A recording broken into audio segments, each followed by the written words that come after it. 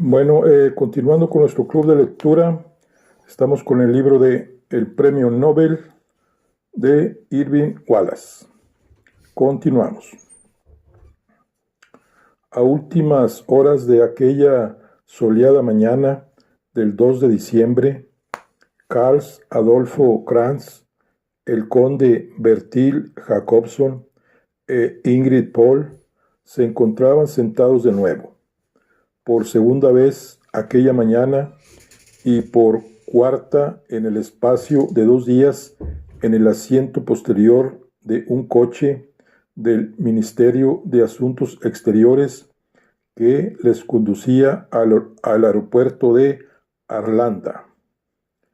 Como a las 12:35 llegaban otros dos premiados y sus familiares, el doctor John Garrett y su esposa Sarah Lee, con Mr. Andrew Kreis y su cuñada Lea Decker. En el mismo avión de las líneas aéreas escandinavas de Copenhague, otro coche oficial fue despachado media hora hacia el aeropuerto.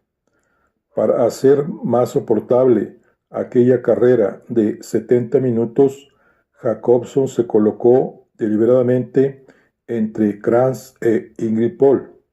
Estaba harto de discusiones. No quería que sus compañeros anduviesen a la greña en el momento en que se disponían a recibir a huéspedes tan distinguidos. Con todo, Carl Adolfo Kranz no estaba de humor para peleas aquella mañana.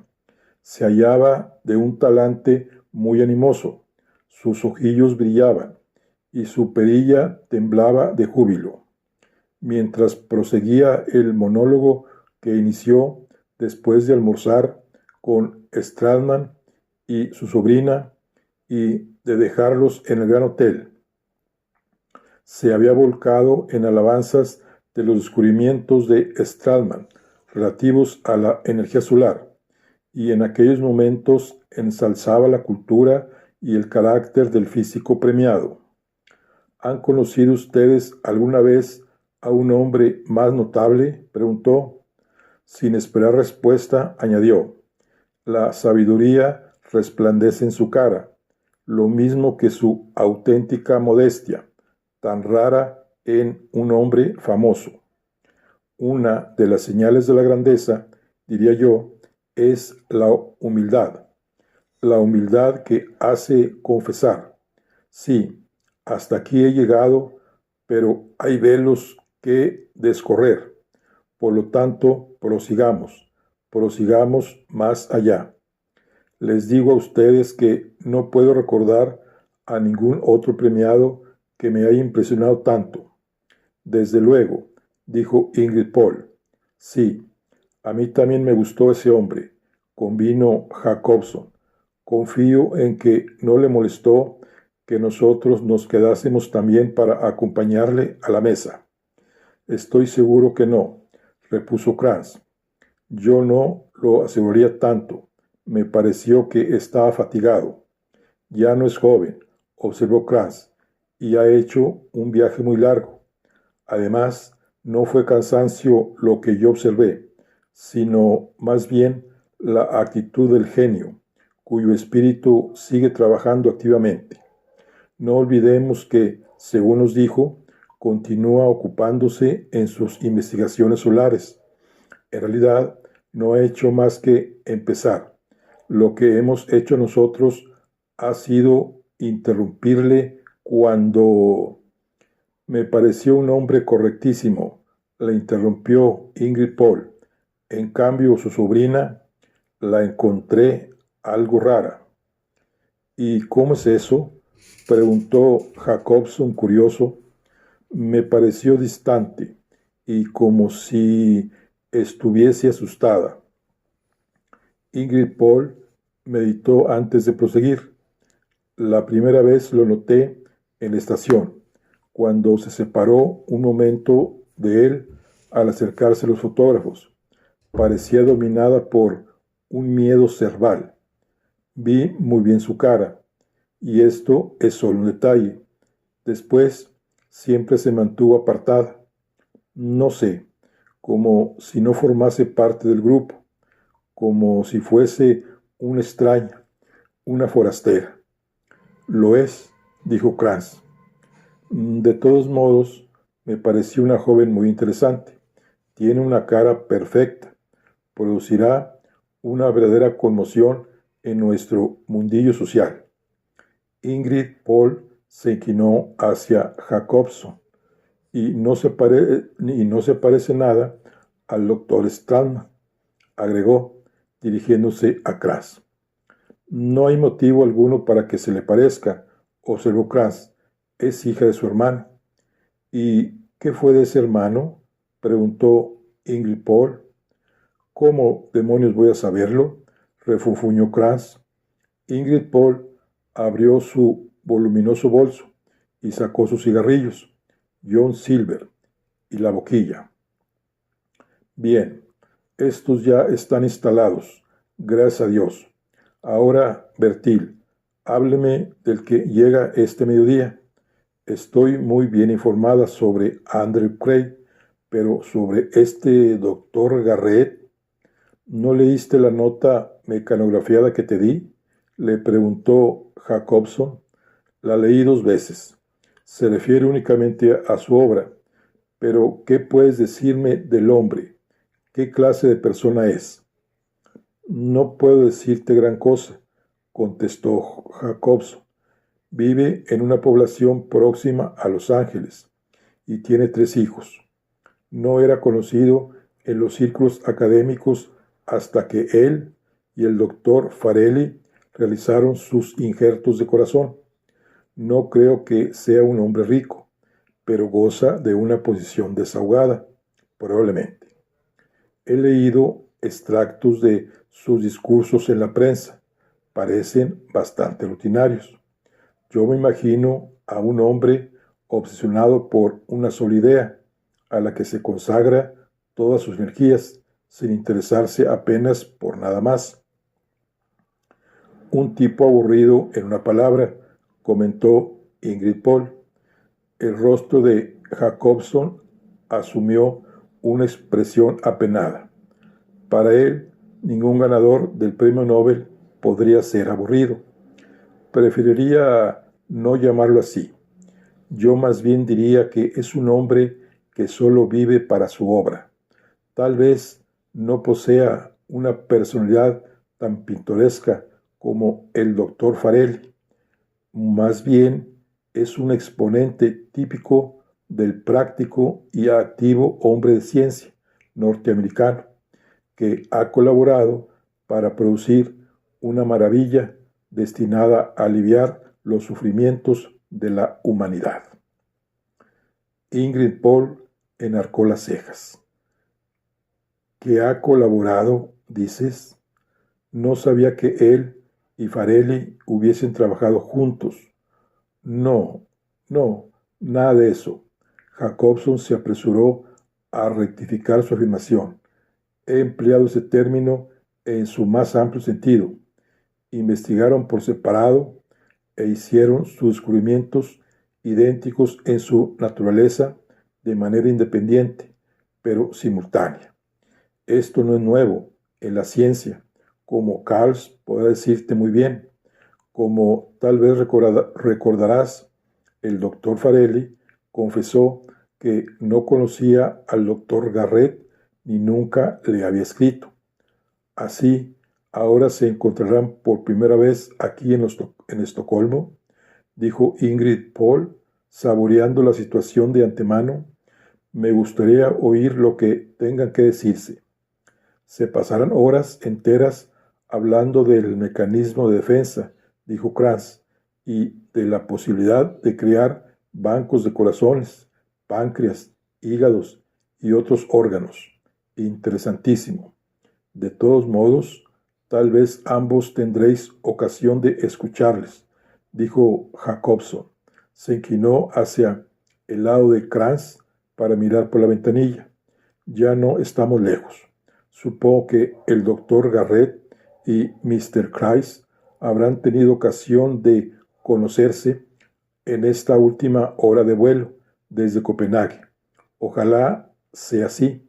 Nos ahorrará el trabajo de las presentaciones. El reactor Caravelle, de fabricación francesa, que había despegado del aeropuerto Kastrup en Copenhague a las 11:20 de la mañana, ya llevaba 25 minutos de vuelo y le faltaban otros 20 para llegar a Estocolmo. Era exactamente las 12:14 según el reloj de pulsera de platino de Sarale, regalo de John, con motivo de su reciente 15º aniversario de boda. Ella deseaba vivamente que ya fuesen las 12:25 y que hubiesen aterrizado. Ansiaba ver a ambos arrastrados por el ajetreo de las actividades sociales.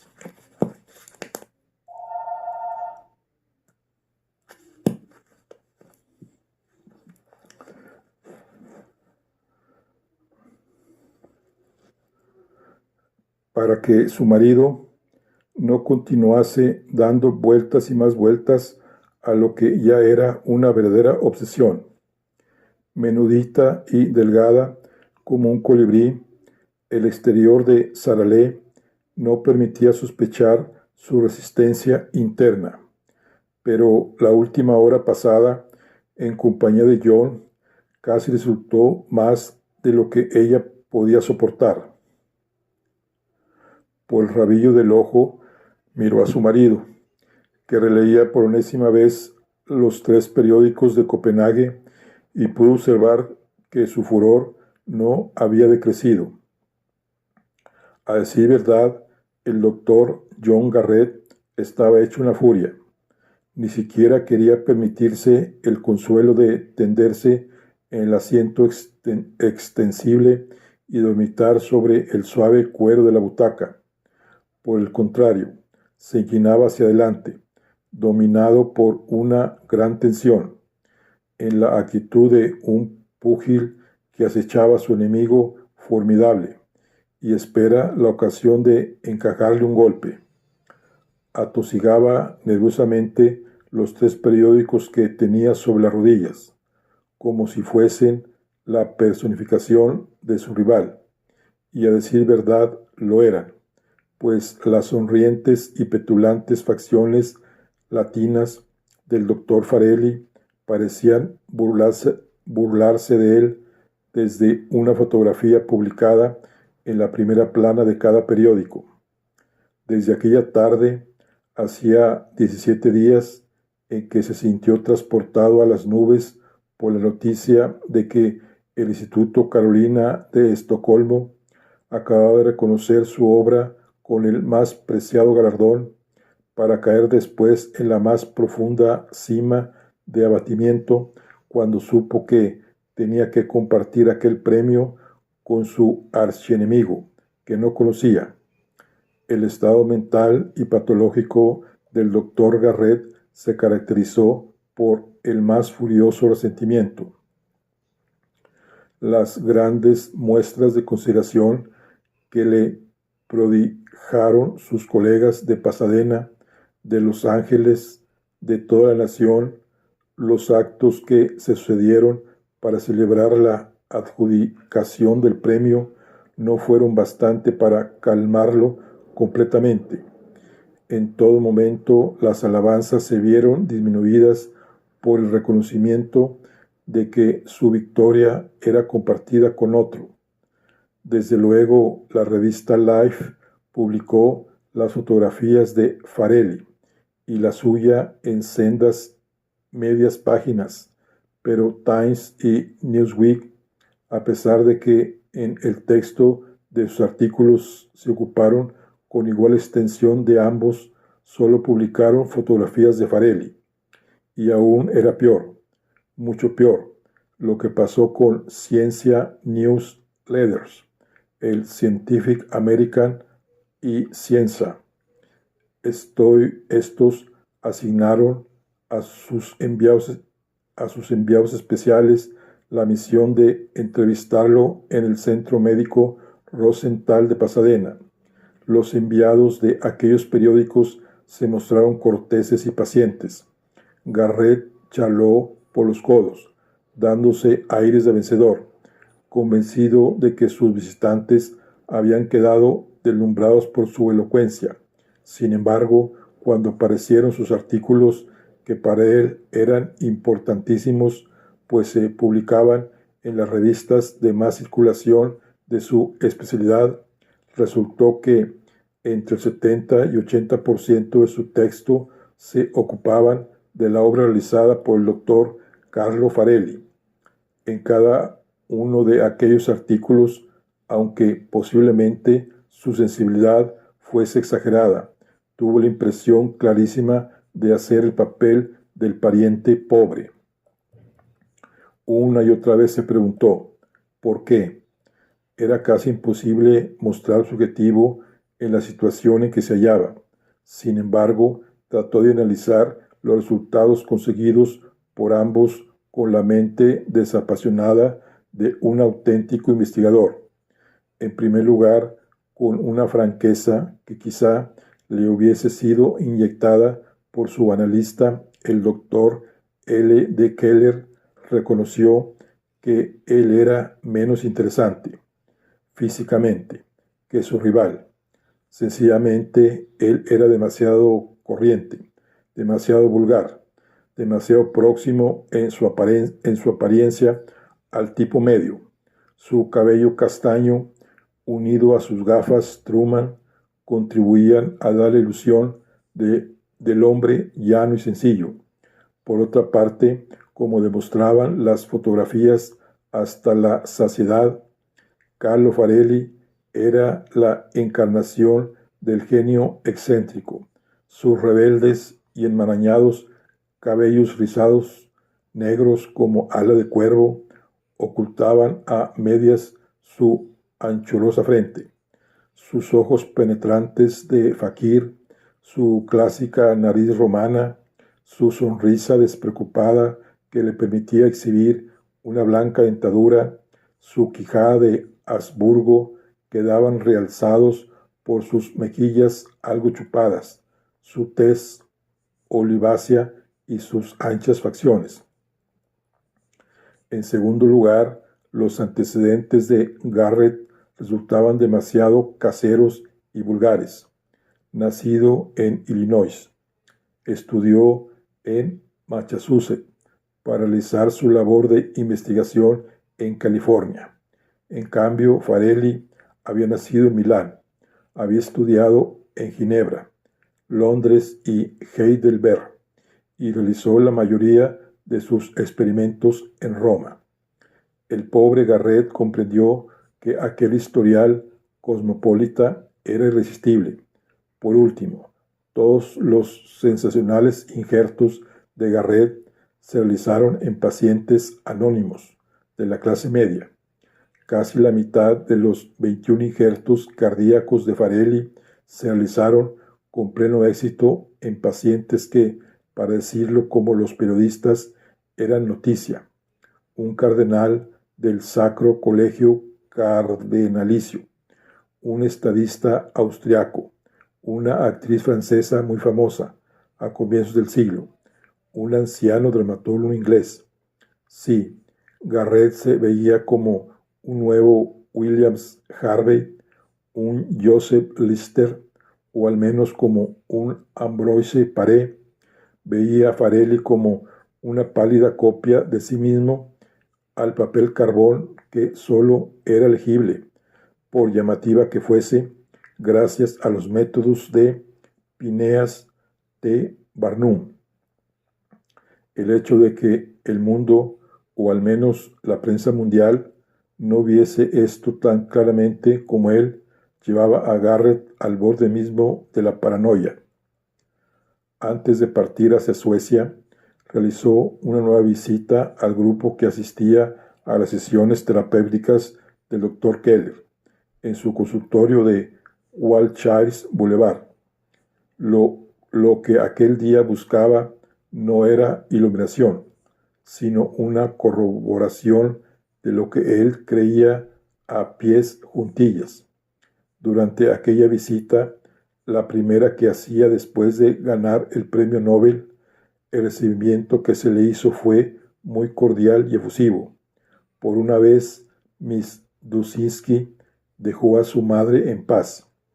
Miss Trezane limitó el relato de su gimnasia con el jefe de su marido a 10 acalorados minutos, y Adam Reigns se mostró desusadamente callado y respetuoso, pues sin duda había llegado a la conclusión de que su diploma de la Academia de Arte Dramático se había visto finalmente igualado y superado por la distinción otorgada a otro miembro del grupo.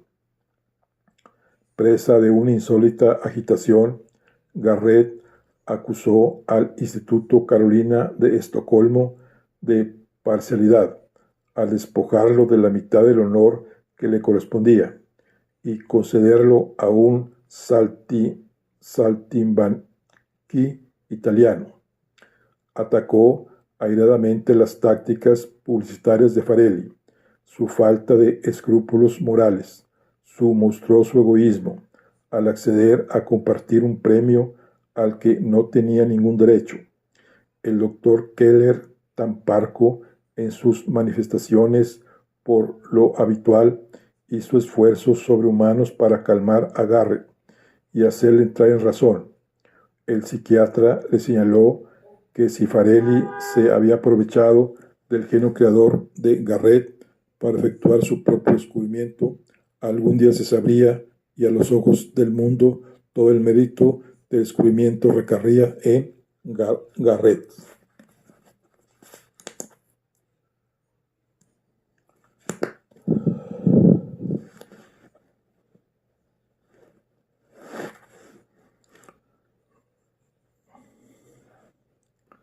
El psiquiatra le señaló que si Farelli se había aprovechado del genio creador de Garrett para efectuar su propio descubrimiento, algún día se sabría, y a los ojos del mundo, todo el mérito del descubrimiento recaería en Garrett. Por otra parte, siguió diciendo, convenía no olvidar que la valía de Farelli había sido determinada por las averiguaciones de los mejores expertos que poseía la Fundación Nobel. Como hombre juicioso, Garrett tenía el deber de inclinarse ante aquel veredicto. Aquel año había sido distinguido entre todos los médicos de la tierra.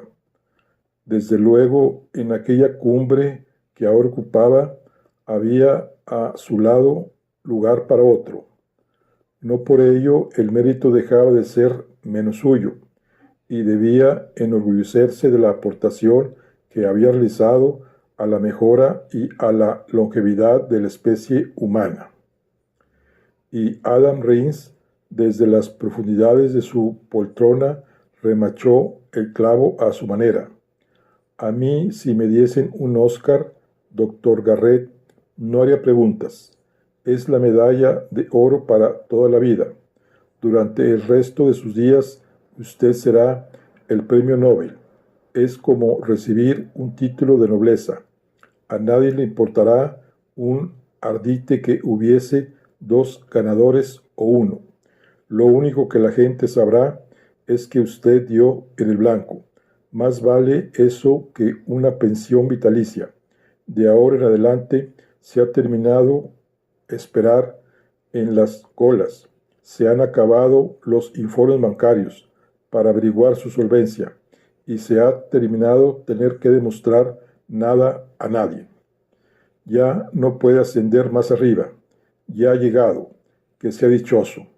Yo me cambiaría por usted ahora mismo, gratis y sin hacer preguntas. Garrett salió de la sesión algo ablandado. Cuando subió con Sarlé en el reactor DC-8 de las líneas aéreas escandinavas del Aeropuerto Internacional de Los Ángeles a las 11:30 de la mañana del día anterior, a pesar de los amigos de Pasadena que acudieron a despedirles, Garrett se puso nuevamente de un talante sombrío, dominando a duras penas su resentimiento. La monotonía del vuelo transpolar contribuyó mucho a calmarlo.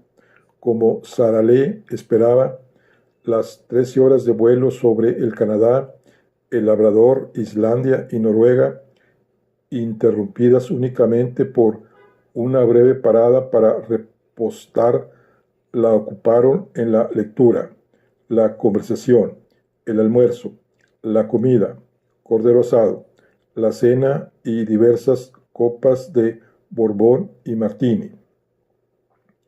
Durmieron con sobresaltos, desayunaron muy temprano y el reactor aterrizó rugiendo en la pista de cemento del aeropuerto de Kastrup a las 8:59, hora de Copenhague.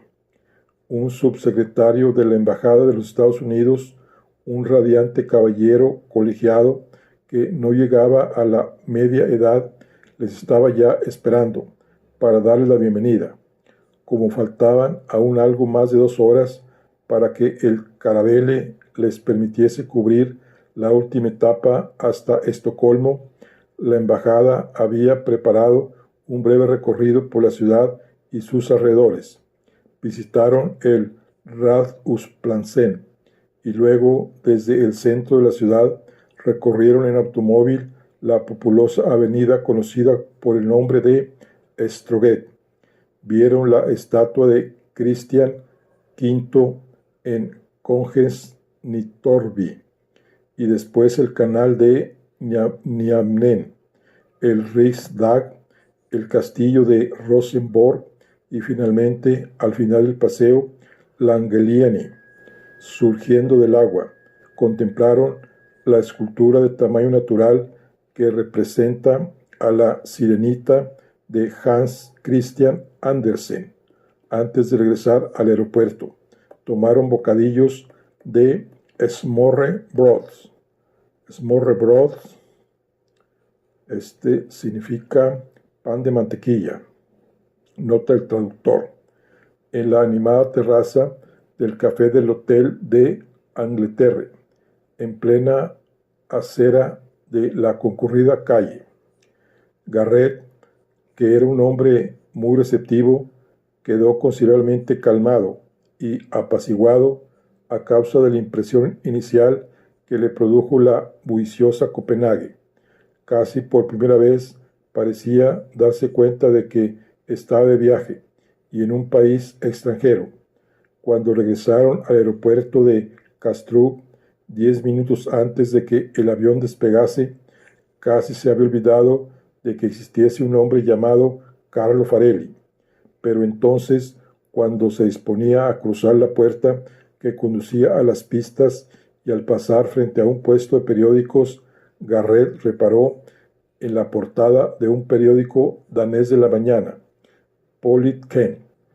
En una página a 3 columnas aparecía Farelli, descendiendo de un avión, con su rostro cetrino contraído con una sonrisa y el brazo derecho alzado en ademán de salutación.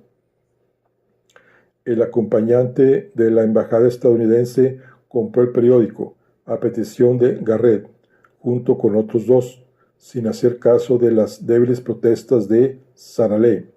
Los 3 periódicos mostraban en primera plana la fotografía de Carlo Farelli mientras se dirigía al Caravelle.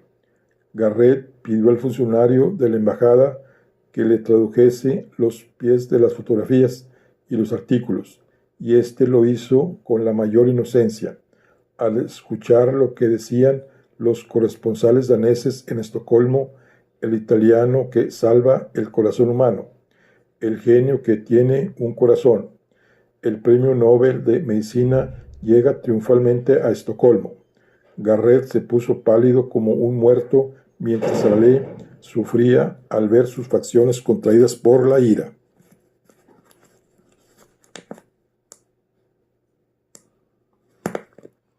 Antes de subir al avión, Garrett arrebató los periódicos a su acompañante, sin darle apenas las gracias por su amabilidad, y a los pocos instantes se hundió en su butaca, En la hora que llevaba de vuelo desde Copenhague, Sarale observó que había tenido constantemente los periódicos sobre las rodillas, sin apartar su mirada de ellos ni del odiado semblante de Farelli. Por último, Sarale se decidió a romper el hechizo. John, ni siquiera has mirado el interior del avión. ¿No te parece divina la decoración de las paredes? Adoro el pastel. Garrett no alzó su tono semblante. No sentí el menor interés por los colores al pastel en aquellos momentos. Sarale no quería dar su brazo a torcer. Aún tenemos 25 minutos de vuelo. ¿Por qué no bebes algo? A mí me gustaría beber algo, si no te importa. Pidamos unas copas de auténtico champaña francés. Si tú insistes, solo pienso en que eso puede beneficiarte. Además, hay que festejar esta ocasión. Casi hemos llegado. Pronto te darán el premio Nobel. Muy bien, Sarale, como tú quieras. Sí, me parece una buena idea. Ella se levantó de su asiento. Haz el favor de llamar a la azafata. Y nada de filtrear con ella, aprovechando mi ausencia. Las he visto y están muy bien. Voy un momento al tocador. Quiero estar presentable. Al salir al pasillo, chocó con las rodillas de Garrett y tiró los periódicos al suelo. Vuelvo enseguida. Garrett recogió los periódicos y los colocó de nuevo sobre sus rodillas. Sacó un cigarro del bolsillo interior de su chaqueta. Últimamente se había acostumbrado a fumar habanos, de acuerdo con su nueva posición social. Humedeció la punta del mismo y la arrancó de un mordisco y aplicó su encendedor al otro extremo. Dando chupadas con aire descompuesto, estiró el cuello para mirar por la ventanilla. Solo pudo ver una extensión de cielo azulado. Recordó entonces que estaban a 8.500 metros de altitud. Aquello solo servía para demostrar que se podía ser tan desgraciado cerca del cielo como a ras de la tierra. Le pareció que alguien pronunciaba su nombre y se volvió hacia el pasillo, tratando de ver a través de la nube de humo que él mismo había lanzado. Descubrió a una joven de expresión seria de pie junto a su asiento, dedicada a la tarea de examinarlo.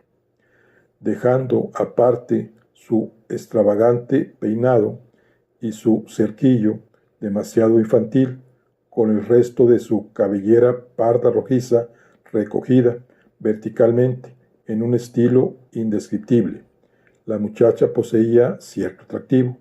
Su cara era juvenil y su edad debía oscilar entre los 25 y los 28 años, según juzgó Garrett. Y la impresión inmediata que causaba era la de ser afilada como un hacha. Los brillantes ojos pardos eran largos y estrechos, la nariz semejante a un pico y la boca pequeña y labios delgados. El cuello parecía desmesuradamente largo, produciendo el efecto de que su poseedora atisbaba sacando la cabeza por una portilla, ilusión creada tal vez por el cuello acampanado de su traje de mezclilla tan grueso que ocultaba por completo su figura. El doctor John Garrett, repitió la extraña joven. Usted dirá, contestó él, volviéndose de lado y sin saber si debía levantarse o no. Soy Sue Willey, de CN, Consolidated Newspaper, de Nueva York. Encantado de conocerla, dijo él cortésmente. Llegué a Copenhague esta mañana. Estaba en Berlín haciendo un reportaje sobre la prisión de Spandau, cuando recibí orden de ir a entrevistarle a usted. Indicó el asiento vacío de Sarale. ¿Me permite que me siente un momento? No faltaba más. Espere. Levantándose, se instaló en el asiento de Sarale, permitiendo que Sue Willey ocupase su butaca. Tengo que escribir una serie de artículos en exclusiva para sobre el premio Nobel para CN. Estoy segura de que usted habrá visto la explotación. Él no tenía la menor idea de lo que significaba aquella palabra, pero hizo un vago ademán de asentimiento. 14 artículos de 1000 palabras cada uno, dijo ella. La serie se publicará durante 2 semanas en una cadena de 53 periódicos. Es algo muy importante. Empezará a aparecer inmediatamente después de las ceremonias de adjudicación. Usted es de Los Ángeles, ¿verdad? No, de Pasadena, dijo él, en aras de la exactitud. Da lo mismo. Los artículos se publicarán en Los Ángeles, Frisco. Nombre familiar de San Francisco. Nota del traductor. Chicago, Nueva York, en todas partes. La pena es que cuando subí a este avión no me podía figurar que usted estuviese aquí y perdí lastimosamente 1 hora haciéndome la manicura. Pero al servirme una bebida hace un momento,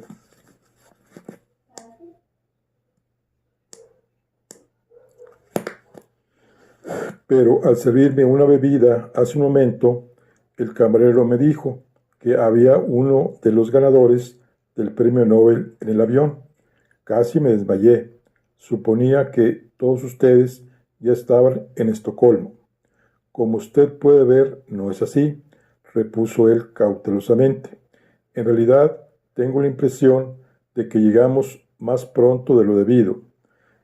En los años anteriores, casi todos los ganadores se presentaban pocos días antes de la ceremonia de clausura, pero según me han dicho, este año han querido que fuésemos antes. Tienen un programa muy repleto. Ella parpadeó. Garrett no tardó en descubrir que aquello era un tic inconsciente y desconcertante de la joven, que prosiguió con tono risueño. Qué suerte he tenido de encontrarlo aquí. No pensaba sacar papel y lápiz hasta mañana, pero así adelantaremos mucho. Solo tenemos 15 minutos, Miss Wiley. ¿No sería más prudente esperar? Mr. Garrett, perdone, Dr. Garrett, no quiero pecar de inmodesta, pero si me lo propongo, puedo aprovechar 15 minutos como si fueran 15 horas, y no le haré daño, se lo aseguro. ¿Qué quiere usted saber? Empecemos desde el principio. No me interesan las vulgaridades de siempre. Pienso sacar mucho partido a este tema, y como ya le he dicho, mis artículos alcanzarán una enorme divulgación. Quiero que desembuche todo lo que tenga en su interior. Después de todo, usted no tiene nada que ocultar. Ya sabe, el Dios visto como un simple mortal. Y pienso hacer lo mismo con los demás participantes en las ceremonias del Premio Nobel. ¿Qué pasa en esas salas llenas de humo de tabaco?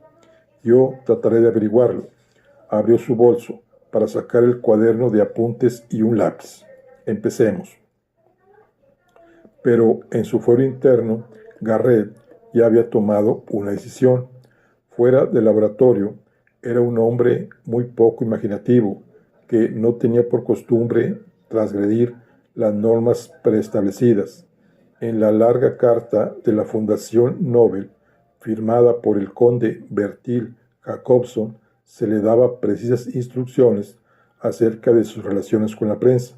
Si bien en su país natal podía hablar libremente con los periodistas, la fundación confiaba que cuando se dirigiese a Suecia y cuando se hallase en este país, evitaría los contactos individuales con la prensa, en la medida de lo posible. Si se viese obligado a contestar preguntas mientras se encontraba en Copenhague o en Estocolmo, sin acompañantes oficiales, se le rogaba que sus comentarios fuesen intrascendentes y breves. Los motivos de esta actitud se hallaban en que, durante los años anteriores, las declaraciones hechas de manera imprudente en el curso de interviews incontroladas dieron por resultado la publicación de artículos sensacionalistas. Escarmentada por este recuerdo, recientemente la Fundación Nobel organizó una serie de entrevistas oficiales con la prensa que los premiados del año actual celebrarían en Estocolmo la tarde del 3 de diciembre. Estas conferencias de prensa estarían vigiladas por miembros de la fundación y así podía garantizarse que sus resultados serían favorables. Lo siento muy de veras, Miss Willey, pero temo no poder decirle nada de momento, dijo. La joven volvió con rapidez la cabeza hacia él. Sus ojos parpadeaban furiosamente. ¿Bromea usted? ¿Desde cuándo los sabios son como las prima donnas? Por favor, compréndala usted, Miss Willey, se apresuró a replicar Garrett. Es que tengo que ajustarme a las normas. ¿Qué normas?, preguntó ella retadora. El médico trató de explicarle las limitaciones impuestas sobre él y sus colegas por la Fundación Nobel.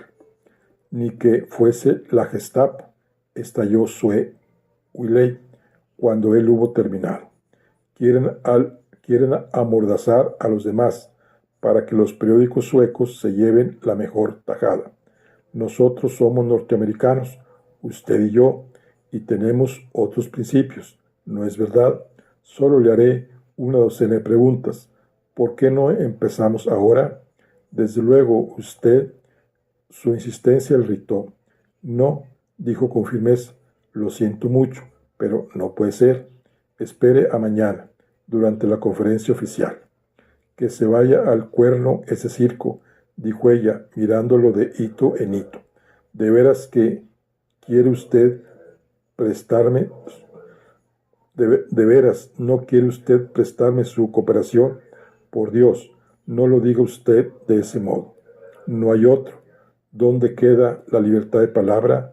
Vamos, doctor Garrett, limitémonos a charlar un rato. No. Ella cerró de golpe el bolso, demasiado ruidosamente, y se enderezó en su asiento, mirándole fijamente con sus ojos entornados. ¿Ya se da usted cuenta de lo que hace? Ya le dije que no se trataba de uno de esos vulgares artículos.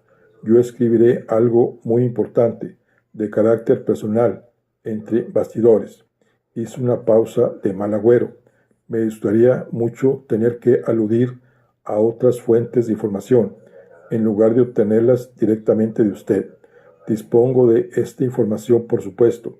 Nuestras agencias de todo el país podrían facilitármela, y es abundante, pero no me gusta utilizar material de segunda mano. Me gusta obtenerlo de boca del propio interesado. Eso es buen periodismo. Así es como trabajaba Nellie Bly. Se interrumpió por segunda vez. ¿Quiere, pues, que obtenga el material de otras fuentes? Él se encogió de hombros. No sé qué decir más. Cuando me sea posible, cuente usted con mi cooperación. Pero es que ahora no puedo. Muy bien, doctor Garrett, dijo la periodista levantándose, pero creo que ni el doctor Keller ni su pandilla de pacientes que se dedican a la terapéutica colectiva aprobasen su conducta. Le dirigió una imperceptible sonrisa, salió al pasillo y se fue. Garrett continuó sentado con la expresión de desconcierto de un hombre al que se ha entregado una bomba de mano 2 segundos y medio después de tirar del anillo y que no sabe dónde ponerla. Su incapacidad de actuar era total. Su cerebro se esforzó por interpretar el mensaje que acaba de recibir. Lo del doctor Keller era un secreto, lo mismo que las sesiones de terapéutica colectiva. Garrett nunca se había sentido suficientemente liberado de sus complejos para hablar de aquel tratamiento con nadie, a excepción de su esposa. ¿Quién estaba enterado de que él acudía a aquellas sesiones? Su médico de cabecera, que le recomendó a un psiquiatra, quien a su vez lo envió al doctor Keller, y Saralé, por supuesto. ¿Pero quién más? Entonces se dio cuenta de que eran muchos los que compartían aquel secreto. Mr. Lovato, Mistress Perry, Mr. Rins, Mr. Sane, Mr. Armstrong, Miss Dusinki. ¿Cuál de ellos se había ido de la lengua? ¿Por qué artes misteriosas su Willey o su red periodística se había procurado aquella información de carácter tan particular? Trató de analizar racionalmente el brete en que se hallaba. En realidad, ¿qué le importaba a él que se airase públicamente la cuestión de la terapéutica colectiva y de su asistencia a aquellas sesiones? Mas por lo visto, aquello no solo le importaba a él, sino a Sue Willey. Ella se lo dijo como una amenaza, como una especie de chantaje, y él lo había considerado como algo explosivo y destructor. Era destructor en realidad. ¿Qué consideración merecería su estrella a los dirigentes del Centro de Investigación de Pasadena cuando supiesen que formaba parte de un grupo de terapéutica colectiva? ¿Qué pensaría el comité del premio Nobel y el público en general? Y lo peor de todo, ¿qué pensaría su archienemigo Carlo Farelli? Aquello podría dar el triunfo a Farelli, al quedar descalificado Garrett por enfermedad mental. La infalibilidad y la competencia de Garrett se verían reducidas. Dejaría de ser un genio. Podía imaginarse que Paré, Harvey o Listers hubiesen asistido a sesiones de terapéutica colectiva en compañía de una esposa infiel, un actor medio impotente y un invertido agobiado por sus sufrimientos. No se lo podía imaginar. Consultó el reloj. Faltaban 10 minutos para llegar a Estocolmo. Se había acobardado. Se daba cuenta y no le importaba. Es más, se hallaba dispuesto a rendirse, si aquel era el precio de la discreción. Se levantó precipitadamente cuando Saralé volvió al tocador. ¿A dónde vas, John?, le preguntó su esposa. No pudo reprimir su impaciencia. Hay allí una periodista. Le prometí darle algunas cosas. Tú siéntate y espera. Pasó junto a ella rozándola. Avanzó por el pasillo, sin reparar en los demás pasajeros, y encontró a Sue Willey mirando con expresión ausente por la ventanilla. Ocupaba el último asiento, y como si ya lo esperase, la butaca contigua estaba vacía. Él se sentó a su lado y ella lo recibió con su delgada y rectilínea sonrisa. Le agradezco mucho que haya venido, le dijo. ¿Cómo se enteró usted de eso?, le preguntó Garrett. De la terapéutica colectiva. Oh, tenemos nuestras fuentes de información, pero ¿cómo lo supo? No sería correcto decírselo, ¿no le parece? Y ya conoce usted el viejo proverbio. Los periodistas nunca revelan sus fuentes de información. Si no pudiesen contar con la confianza de sus informantes, nunca sabrían ni la mitad de las cosas que saben. Así es verdad, Mr. Garrett, Dr. Garrett. Se me hizo objeto una vez de un proceso célebre a este respecto. Precisamente, en su hermosa ciudad, fui a una casa